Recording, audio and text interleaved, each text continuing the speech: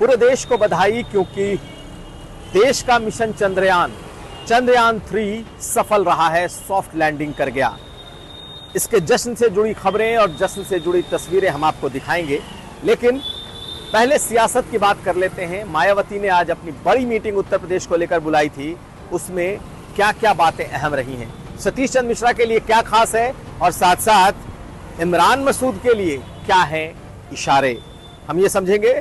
इसके अलावा वरुण गांधी और मेनका गांधी क्या दोनों 2024 का चुनाव बीजेपी के टिकट से लड़ेंगे या बीजेपी के वंशवाद की राजनीति के खिलाफ जो उनका आक्रामक प्रचार है उसमें कोई इस सियासत की भेंट चढ़ेगा।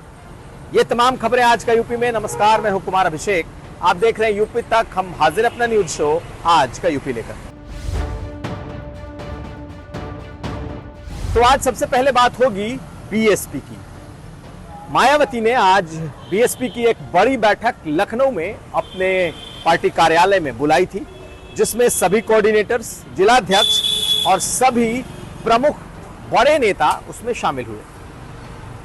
तस्वीरें बहुत कुछ बयां कर रही थी और इन तस्वीरों में 2 तस्वीरें बेहद खास थी। एक तस्वीर जब मायावती पहुंचती हैं तो उनके साथ 3 लोग आते हैं और 2 लोग, जिसमें एक उनके भाई आनंद और दूसरे उनके भतीजे आकाश, लेकिन एक तीसरा शख्स जो पिछले 2022 के चुनाव के बाद से लगभग बसपा के नेपथ्य में चला गया था, वो भी साथ साथ कदमताल करता हुआ दिखाई दिया। जी हां, हम बात कर रहे हैं सतीश चंद्र मिश्रा की। तो आज सतीश चंद्र मिश्रा इस मीटिंग के साथ ही बीएसपी में अपने पुराने रॉ में लौटते हुए दिखाई दिए, यानी कि वो भरोसा जो मायावती ने 2022 चुनाव तक उन पर रखा था और जो 2022 चुनाव से लेकर अब तक एक तरीके से उन्हें साइडलाइन कर रखा था, आज सतीश चंद्र मिश्रा एक बार फिर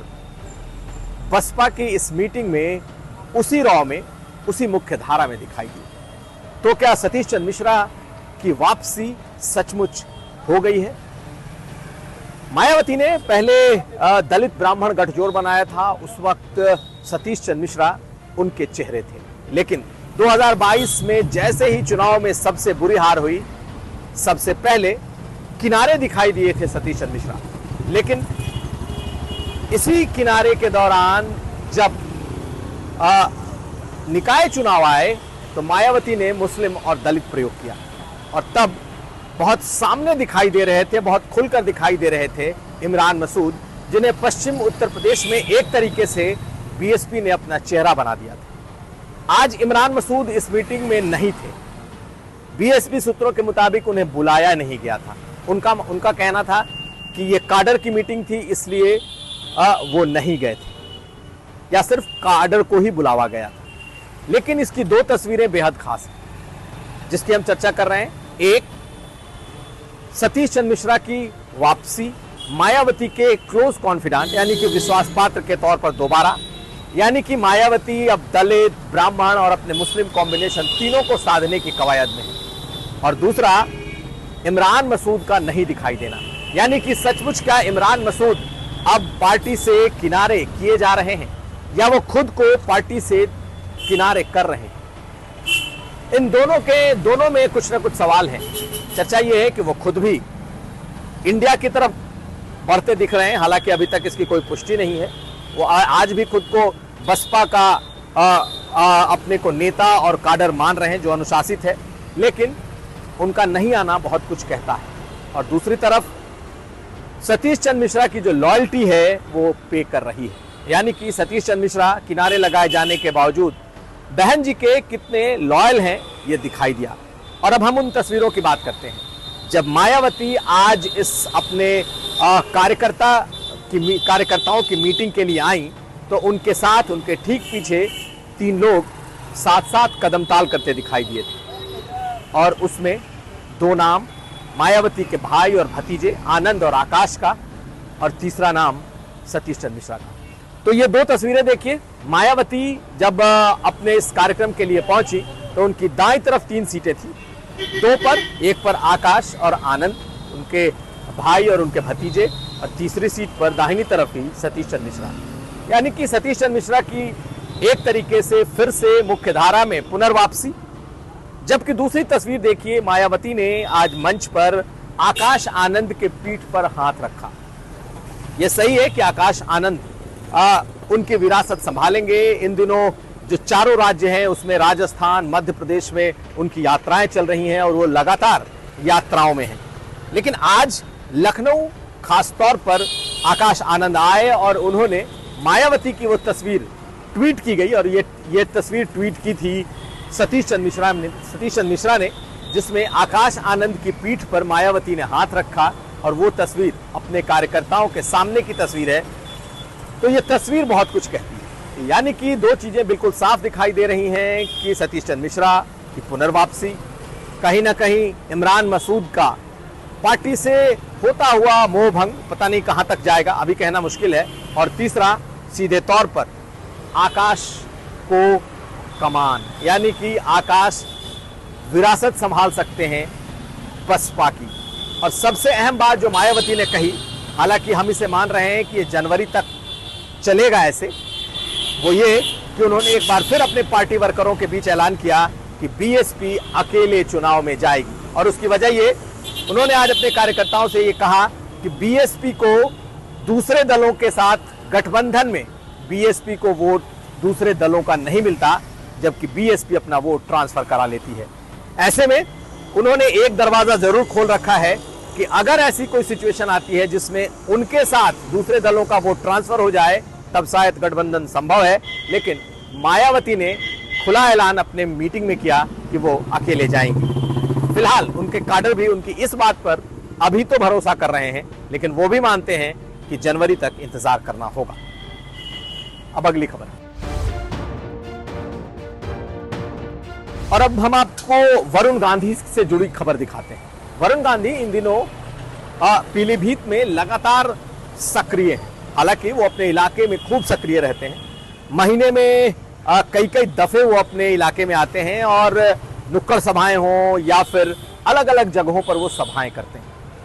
वो खुद को पीलीभीत का बेटा, पीलीभीत का सब कुछ बताते हैं। उनके कार्यक्रमों में बीजेपी का नामो निशान नहीं होता।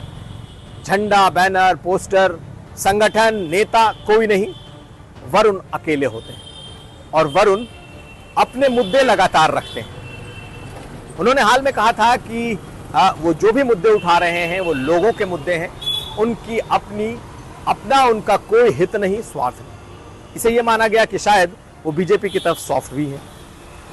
लेकिन वरुण गांधी लगातार सरकार की आलोचना से भी बाज नहीं आते। वो चाहे किसानों का मुद्दा हो, बेरोजगारों का मुद्दा हो, ठेके पर नौकरी का सवाल हो, ऐसे तमाम मुद्दे हैं जिसे लेकर वरुण गांधी सरकार को घेर रहे हैं। लेकिन पिछले कुछ दिनों से वंशवाद को लेकर जिस तरीके से प्रधानमंत्री मोदी हमलावर हैं, यह बहुत कुछ संकेत कर रहा है। कांग्रेस पार्टी का भी बयान जब जब वंशवाद का आता है तब एक बयान उनका जरूर सामने आता है कि अगर राहुल, प्रियंका और सोनिया गांधी वंशवाद के प्रतीक हैं, तो फिर मेनका गांधी और वरुण गांधी बीजेपी में किस वाद के प्रतीक? और कन्हैया कुमार ने तो बकायदा ये बात सार्वजनिक रूप से कहना शुरू कर दिया। हम पहले आप कन्हैया कुमार का ये भाषण सुन लीजिए, ये बात सुन लीजिए, उसके बाद हम आपको बताएंगे कि क्या सचमुच यही वो डर है जिसकी वजह से वरुण गांधी बीजेपी के खिलाफ दिखाई देते हैं। पहले सुनिए क्या कहा है कुछ दिन पहले कन्हैया कुमार ने। परिवारवाद की नई कहानी हमको सुना रही है। और ज्योतिरादित्य सिंधिया जब यूपीए में मंत्री थे, उनके पिताजी भी मंत्री थे, माधवराव सिंधिया। तो जब तक वो कांग्रेस में थे तब तक परिवारवाद था, और जो ही मोदी जी के बगल में जाकर के बैठ गए हैं तो ताली बजा रहे हैं। कि सोनिया जी का कांग्रेस में होना और राजीव जी का कांग्रेस में होना परिवारवाद है, तो मेनका गांधी जी का और वरुण गांधी जी का भाजपा में होना परिवारवाद कैसे नहीं है? तो आपने कन्हैया कुमार को सुन लिया, और बीजेपी और खास करके प्रधानमंत्री का जो एजेंडा है वो बड़ा साफ है। वो वंशवाद पर सीधे सीधे हमले कर रहे हैं। बीजेपी के भीतर जो अंदरूनी सूत्र हैं जो बीजेपी के ऐसे लोग हैं जिन्हें बहुत कुछ जानकारी है, अगर उनकी बातों पर यकीन करें तो वंशवाद की ये बात बीजेपी के भीतर गहरे जा चुकी है। यानी कि अगर गांधी खानदान या यूं कहें कि गांधी परिवार को आप वंशवाद पर घेरते हैं, तो गांधी परिवार का जो दूसरा परिवार बीजेपी में है, फिर वो वंशवाद कैसे नहीं हुआ। और जो जानकारी है उसके मुताबिक मेनका गांधी और वरुण गांधी, इन दोनों को लेकर के बीजेपी में एक चर्चा चल रही है। क्या दोनों में से दोनों को चुनाव लड़ाया जाएगा, या वंशवाद के नाम पर बीजेपी दोनों में से किसी एक को टिकट देगी? ये बड़ा अहम सवाल है। और फिलहाल जो वरुण गांधी की सियासत है वो इसके इर्द गिर्द घूमती हुई दिखाई दे रही है। बीजेपी के कई बड़े नेताओं का मानना है कि इस बार दो में से एक टिकट मिलेगा। हालांकि जो विनेबिलिटी है वो बीजेपी के लिए बेहद अहम है।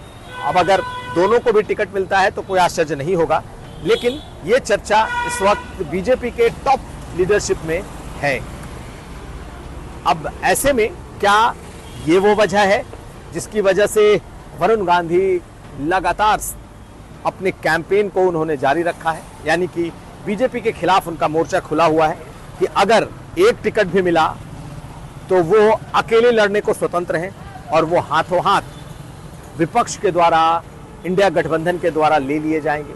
यानी कि अगर उनकी मां बीजेपी से चुनाव लड़ती हैं तो वो अकेले अपने दम पर पीलीभीत लड़ सकते हैं। और अगर आप उनके हाल के बयानों को देखें तो वरुण गांधी लगातार अपनी बात, पीलीभीत की बात, अकेले अपनी क्षमता की बात वो करते हुए दिखाई देते हैं। यानी कि उनके लिए वो और पीलीभीत हैं, उनके लिए न तो दल है, उनके लिए न पार्टी है।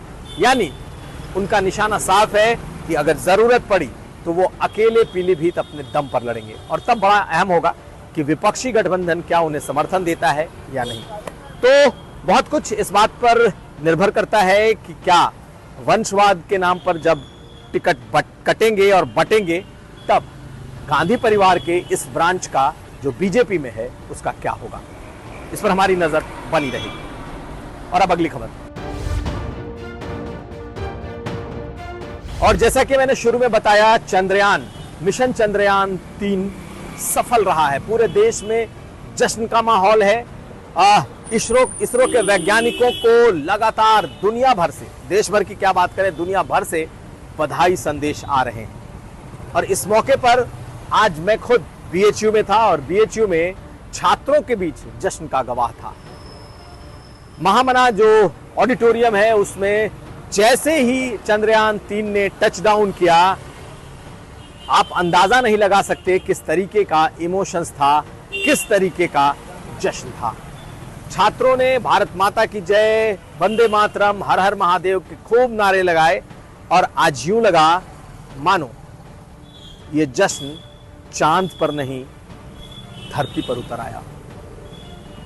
कुछ तस्वीरें हम आपके लिए छोड़े जाते हैं, कुछ वीडियो छोड़े जाते हैं आज उस जगह की जो कि यूं तो देश भर ने सेलिब्रेट किया, लेकिन हम आपको बीएचयू की ये तस्वीरें दिखा रहे हैं।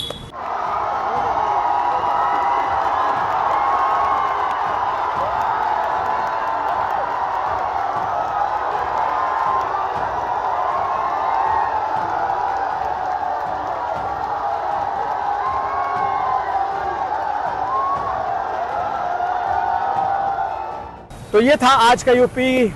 हम कल फिर हाजिर होंगे, तब तक आप देखते रहिए यूपी तक।